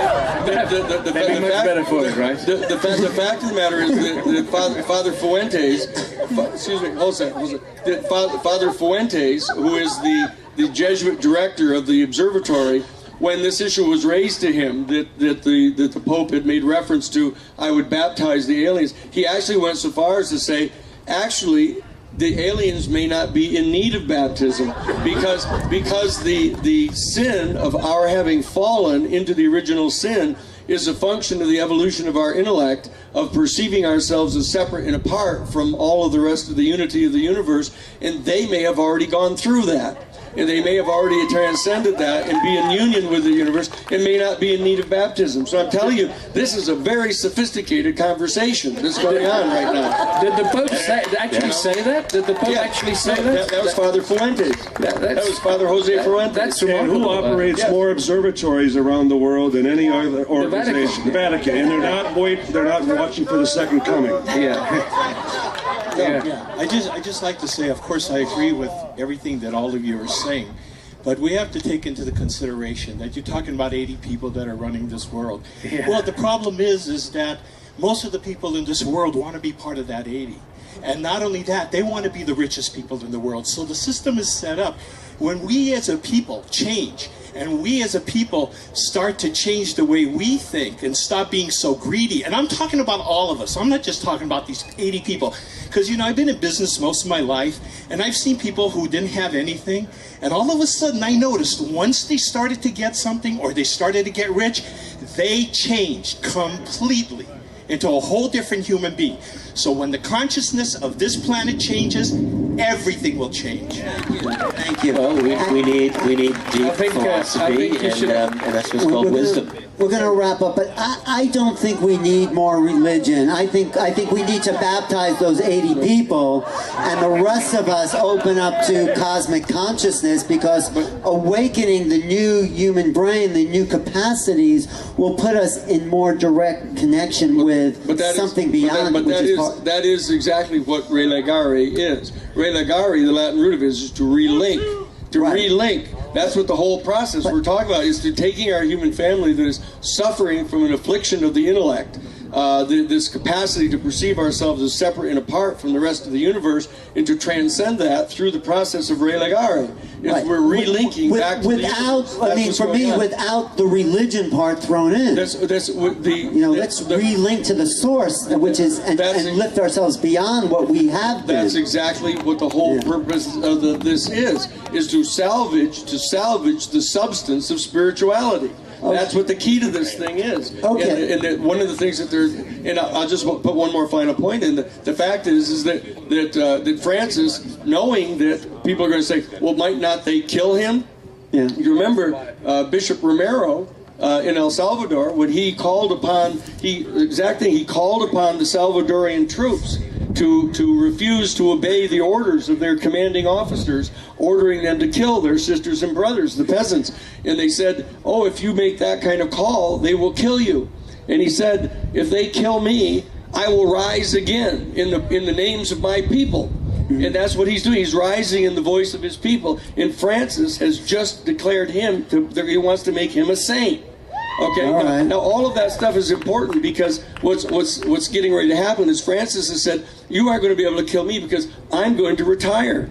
When I get this thing done, I'm going to retire. And what people don't realize is the guy that's going to take his place is Sean O'Malley, who is in fact going to be the first American Pope. Sean O'Malley is the guy that put all the pedophile priests into jail, rather than give them sanctifying grace or let them go to confession. But Danny, don't you think it's the time to end religion? They've really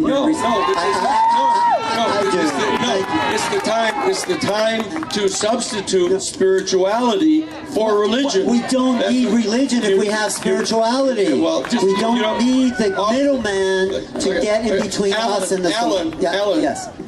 Sure. Take a break here, okay? I'm trying to tell you that I've spent my entire career not only confronting the Ku Klux Klan, the American Nazi Party, the off-the-shelf I respect what you do. No. Yeah. What I'm telling you is then listen to me. Listen to your counsel. It's bad to have a mouthy client who doesn't listen to you. I'm not your client. What I'm saying to you is don't get confused by the nomenclature here. We're talking about genuine spirituality, which has to do with consciousness, which has to do with the entire subject we've been talking about all weekend. 3/4 of what we're talking about is consciousness, the elevation of consciousness, the freeing of ourselves from slavery. The reality is that we now have a group of people in some of the highest institutions in the Jesuit order have basically arisen up to betray the old church. Well, thank you. They've risen up. In fact, there's a major book, I suggest it all to you. It's called The Jesuits, The Betrayal of the Roman Catholic Church, because they've now been declared to be the spearhead, the point of the spear of the social justice movement on the planet. And this is the first Jesuit Pope, and he's now moving to do exactly that. And I'm suggesting that people pay attention and get on board this thing and understand what's happening here so that we don't despair, we don't give power to these people. And if, in fact, he steps forward and calls for the Jubilee year, then listen to it and declare a Jubilee year. Okay, thank you. Linda, yeah, and then we'll wrap up, yes. This is the best panel I have ever been on. Longest anyway. And what I am hearing and seeing is that for the first time, I'm with a group of people who are saying that the church, religion, spirit, and soul could substitute for the banks and the politicians. Okay, I'm with you. Yes. And that may be the leverage point that is needed. Well, go ahead. Just remember that use the institutions. Use the institutions when you can use them. That's the key to this thing. Don't jettison everything. Don't throw out the baby with the bath. And those institutions are crumbling slowly, and they will evolve into something bigger for all of us. Michael. I was just going to remember that the biggest religion in the world today, undoubtedly, without any question, is money. Money is the biggest religion. You can't attack it. You can attack the Jews, the Catholics, the Muslims. You can attack anyone, but if you attack money, people go, "Are you crazy?" So this is. Well, that's what Chuck was saying. Exactly. So I deal with this every day. Every day. So that's exactly what Francis said. He issued a major papal statement getting ready for this. It's called Evangelii Gaudium, and what he said is that religion and bankers have become the new religion. That's what he said. Yeah. And he said they've got to be disenthroned. Yeah. And they are getting disenthroned very quickly. Right. Are you saying that Francis is trying to go beyond that greed, the money of religion, and get people back to spirituality? Absolutely. Okay. Absolutely. All right. That's exactly. All right. I get it. Okay. All right. The one, and this is where my analysis of the deviousness of the global cabal, or whatever you want to call them, those that control the men with guns. If you, whoever they may be, if the Pope declares the Jubilee and people stop paying their bonds and everything, you're creating a chaotic situation. I mean, it's going to be chaos. And this is exactly the kind of situation that the cabal is waiting for, so they can put some people into the field camps and start. I can assure you. I'm just throwing that out I can assure you, Michael. I not only understand that, I know where the bank accounts are of the places they've set up to put people. So I know what I'm talking about here. So what I'm saying is that's why, if it's done by an institution itself, when the call is made by an institution itself, it can help supply the stability that wouldn't otherwise be there. So it's not just open-ended chaos. What it is it's taking out another institution that has attempted to substitute itself for the religions of the world. And that's what's getting ready to happen. Okay, we're almost, but we're having a lot of fun. I know it's been, but we have one more question, and this panel was called New Beginnings, and I think I wanted to add to that quickly because this is exactly what I'm dealing with in my workshop tomorrow. Okay, we'll get to that, but let's ask one more question. on behalf of everyone here, if I may, I just have to say thank you.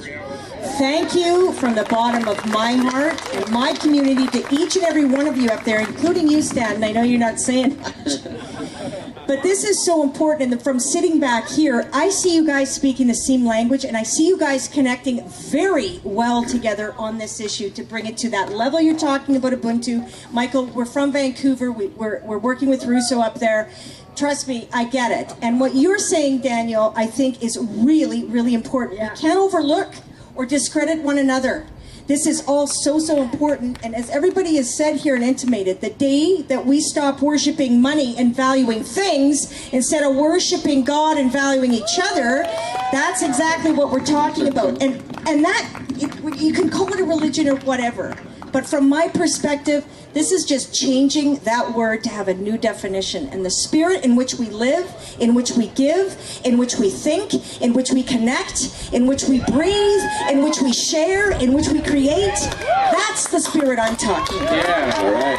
Beautiful. Thank you. Thank you. I think we're all in agreement in a way, now that I understand the Pope's position. And thank you. So, I mean, I don't want to wrap up, but we don't have to end this weekend. We can. I need a whiskey. He needs a whiskey. Yeah, I'm with Tellinger. But we'll all get a whiskey. It'll be like Woodstock. Let's just 3 days out here. But, you know, if we're going to, like, really start something new, and you have a plan, Michael, why don't you just tell us, you know, wrap it up on your end there and put your, like, piece of the puzzle out there so we can move forward in that direction. Well, I'll start the wrapping up. What's that? Yeah, share your plan. I wish I could share my plan. It's a little bit longer than 60 seconds. More than 60 seconds. But really, this is exactly what I'm going to be dealing with in my workshop, the Ubuntu workshop tomorrow. Give us a little bit. Just to deal about what do we do into the future. Now that we know all this stuff, what do we do? And the first thing we need to do is recognize that money is the problem. And once we overcome that problem, we will create a planet and a world of abundance. Money is the obstacle, the hurdle to creating abundance. Money is the tool that creates hierarchy. It creates corporate structures that deals in the corporate structures that uses money to create scarcity and uses competition to create the scarcity. At the moment you remove money from the system and you work with cooperation among people and communities rather than competition, you create abundance beyond your wildest belief. The solutions are so simple, but we've been so programmed to not see the simple solutions. And this is really what I'm going to be talking about and dealing with, and what we're doing about it with the Ubuntu movement around the world, with the Ubuntu political parties around the world, which includes the United States and Canada, South Africa, UK, Australia, Germany, and about 50 other countries, and how we provide very simple solutions by allowing communities to start cooperating and no longer